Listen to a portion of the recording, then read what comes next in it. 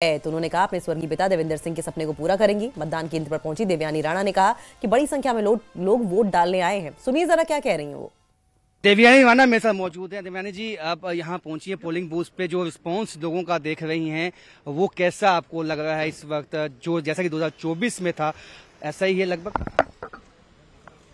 हमें 11 महीने हो गए हैं लोगों के बीच उठते बैठते, उनका हमें बहुत बढ़ चढ़कर आशीर्वाद मिला है और हमें उम्मीद है कि जिस तरह से पिछले 11 महीने में हमें आशीर्वाद मिला है, आज एक बार फिर वो बरकरार रहेगा।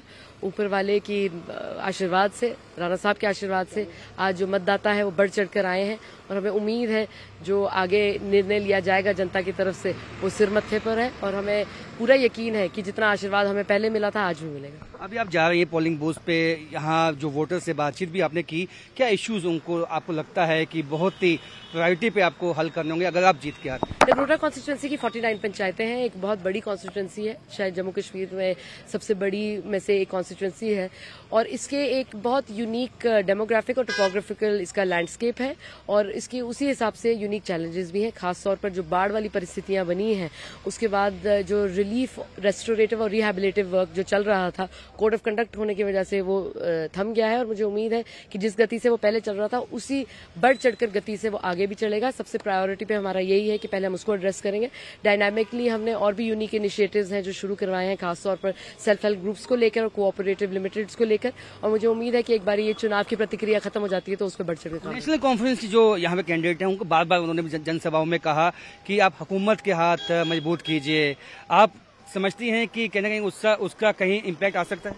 देखिए, जो मौजूदा सरकार है वो कभी कहती है कि हम कोई काम नहीं कर पाएंगे, फिर दूसरा दिन चढ़ता है, फिर वो कहते हैं हमारा बड़ा काम हो रहा है। तो पहले तो मैं कहूंगी कि वो निर्णय ले लें कि किस तरह से उनकी सरकार चल रही है, फिर लोगों के सामने बात रखें, क्योंकि जब ये खुद ही नहीं कर पा रहे हैं, निर्णय ले पा रहे हैं कि वो सरकार किस तरह से चला रहे हैं, तो वो क्यों लोगों को गुमराह कर रहे हैं। 1 साल उनको हो गया हुकूमत चलाते हुए, आपको लगता है वो भी एक फैक्टर लोगों में आपको दिखाई दिया कि एक गुस्सा है, जो वादे किए थे चाहे सिलेंडर के या बाकी चीजों के वो मुकम्मल नहीं हुए?